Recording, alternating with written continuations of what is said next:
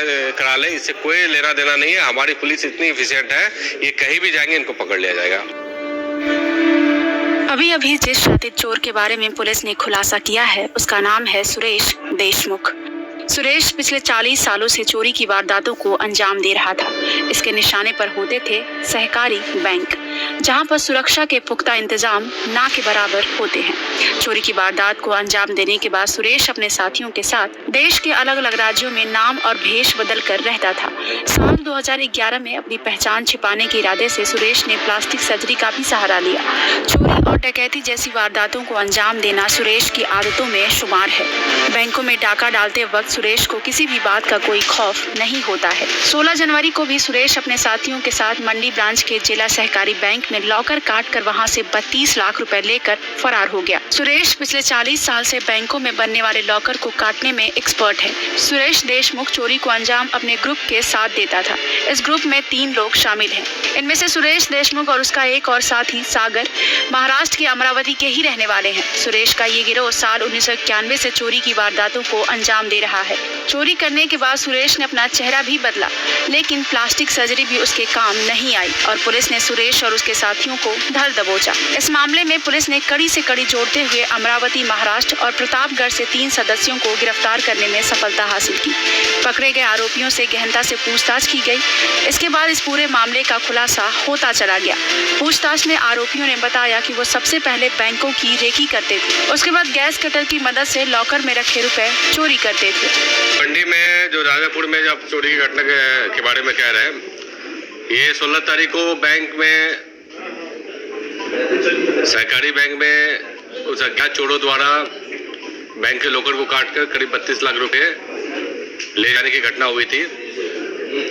घटना की सूचना के बाद हमारी जितनी भी टीमें होती है, चाहे वो फॉरेंसिक की टीम हो, पुलिस की टीम हो, वो घटनास्थल पे गई। हमारे अधिकारियों के द्वारा भी घटनास्थल का मुआयना किया गया और ये जो गंभीर घटना थी, इसको खोलने के लिए प्रयास स्टार्ट हो गया।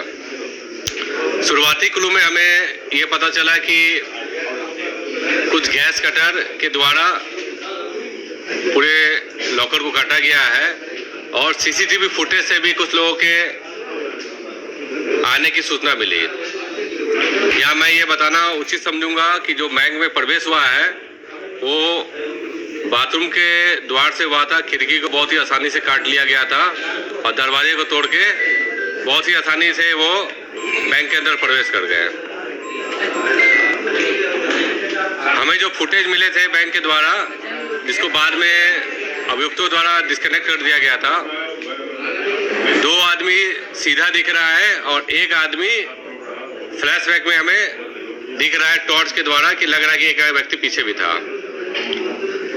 उसके बाद हम लोगों ने पूरी घटना की छानबीन स्टार्ट की। उस दुकान को पहचान किया गया जिससे ये सामान खरीदा गया होगा। लकीली हमें जल्द ही वो दुकान की पहचान हो गई।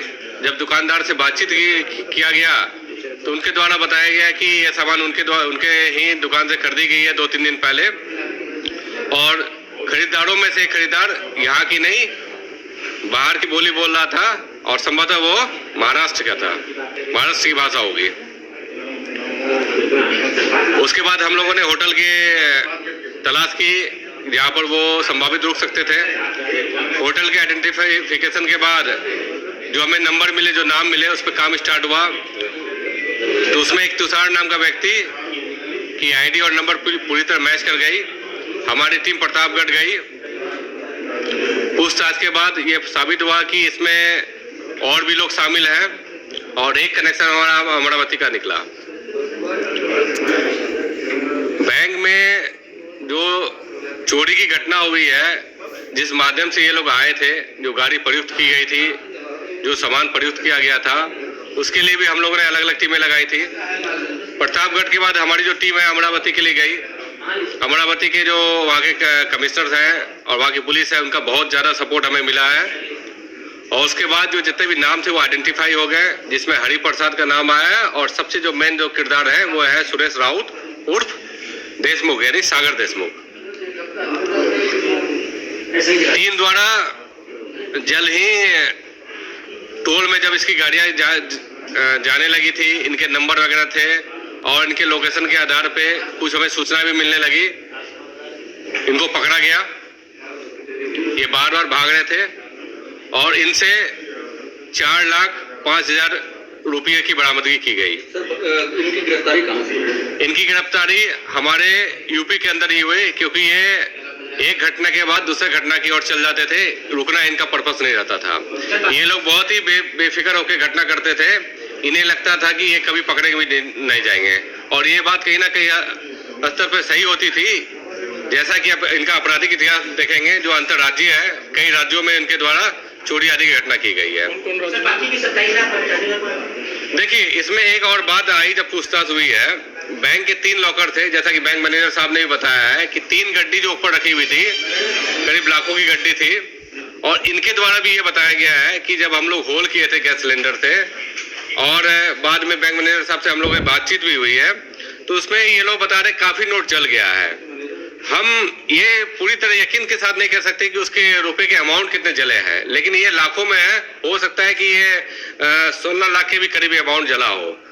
जलने के बाद ये नोट को एक बोरी में भरते थे और पूरे जगह को ये साफ करते थे।